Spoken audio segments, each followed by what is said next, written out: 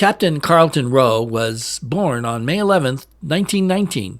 He enlisted in the United States Marine Corps as a private 1 month after Pearl Harbor and fought in 3 Pacific campaigns during World War II. Hello and welcome to The Ultimate Sacrifice, created by Bill Reisen. I'm Louis Marsh, your host for this show, and I'm glad that you're with us, and I hope that you'll stay tuned all the way to the end, because today you're going to hear a story about a man who really exemplifies what it means to be a Marine and to be a hero. His bravery and self-sacrifice are incredible, and they deserve to be honored, and they deserve to be remembered. So let's get into our story. Rouh had been awarded the Silver Star Medal of Gallantry during the Battle of Guadalcanal for action in October of 9th, actually, of 1942. Quote, for carrying wounded out under fire until wounded himself, unquote. Now, the Silver Star is the United States Armed Forces' third highest military decoration for valor in combat. It's usually awarded to members of the United States Armed Forces for gallantry in action against the enemies of the United States.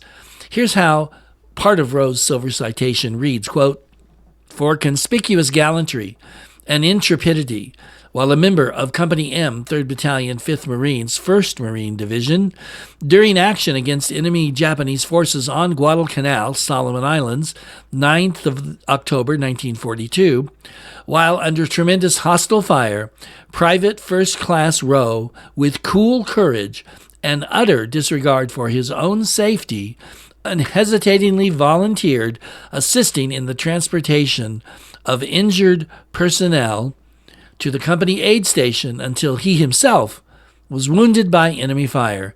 His heroic conduct, maintained at great risk in the face of grave danger, was in keeping with the highest traditions of the United States Naval Service, unquote. Moreover, quote, for outstanding leadership and initiative in combat, unquote, he was given a field commission as a second lieutenant while at a rest camp in Australia. He commanded a machine gun platoon during the New Britain campaign.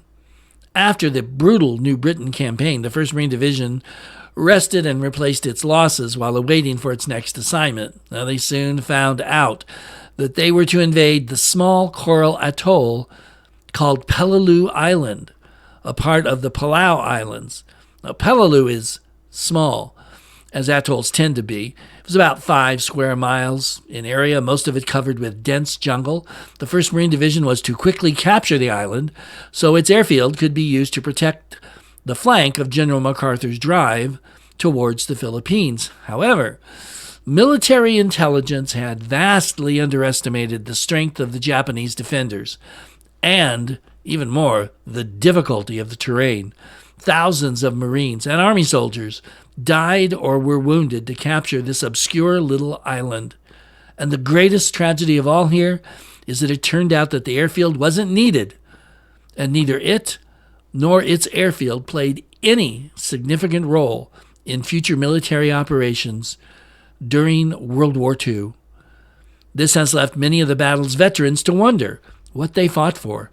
The 1st Marine Division suffered 1,252 men killed, 5,274 wounded or missing in this battle. And the 81st Infantry Division, the Army Division, which came in and relieved the shattered 1st Marine Division, had 542 of their men killed and 2,736 wounded or missing. That's a total of 1,794 men killed and 8,010 wounded or missing for an island and an airfield that wasn't needed or used. But none of that was known when 1st Lieutenant Rouh was moving his mortar platoon near the top of a small coral ridge in preparation for digging in for the night. According to a field dispatch from Staff Sergeant James F. Mosier, Jr., a Marine Corps combat correspondent, 1st Lieutenant Rouh decided to inspect an apparently empty Japanese dugout before permitting his men to use it. A few minutes before, a flamethrowing squad had blasted fire into the position. Near the entrance, 2 of the enemy lay dead. 1st Lieutenant Rouh could hear nothing. He stepped over the pair and into the dark interior, his carbine ready. Creeping along the wall, he could see stores of supplies. he saw no life. Suddenly, a shot rang out, hitting the lieutenant in his left side. He stumbled back to his men outside. Several Japanese followed, throwing grenades. Fragments filled the air. One grenade landed close to the lieutenant and two of his men. There was no escape, for the Japanese had held it for too long for it to be thrown back. Despite his wounded condition, Rouh shoved his two comrades to the ground to save them from flying fragments. He dropped his carbine and dove for the grenade. He was down on his elbows and one knee when the grenade exploded. His abdomen and chest caught the blast, and he sank to the ground. But none of his men were hit. Still conscious, Rouh could hear and see the rest of the fight. Tommy gun rounds rang out, killing the remaining Japanese survivors. One of his men stood over him. First Lieutenant Rouh's body was pockmarked by the grenade blast. One steel fragment had passed through his left lung and lodged near his heart. Other fragments sprayed his chest, left side, and left arm. Still under enemy artillery and mortar fire, he was given first aid by a passing doctor and was carried back to a casualty evacuation point. Quote, "That was a miserable trip back," unquote, he said. Quote, "I thought they would all get killed, but somehow we made it," unquote. During World War II, 27 Marines similarly used their bodies to cover grenades in order to save the lives of others.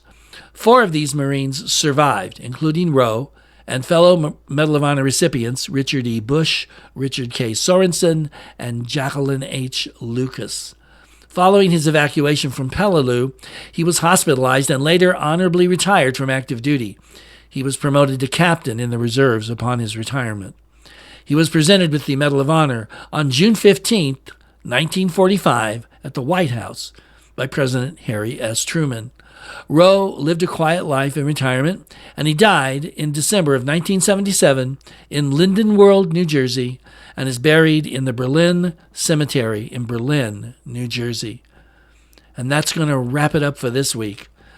What an amazing story, a truly brave and amazing man who gained fame but forsook it for a quiet life at home. He loved his country, and he loved his Marines, and he sacrificed all for them. Thank you so much for watching. I appreciate it so much. Please like or subscribe if you can. And right over here, you'll see a QR code to my other podcast called Tales from the Scrypt. Yes, they're Bible stories, but these are for adults with tons of history and information. How accurate are the Bible stories that you read or maybe you remember hearing as a kid? How accurate are they historically? Listen to Tales from the Scrypt and you just might be surprised. Till next time, this is Louis saying thanks for watching. Take care. God bless you, and I'll see you later.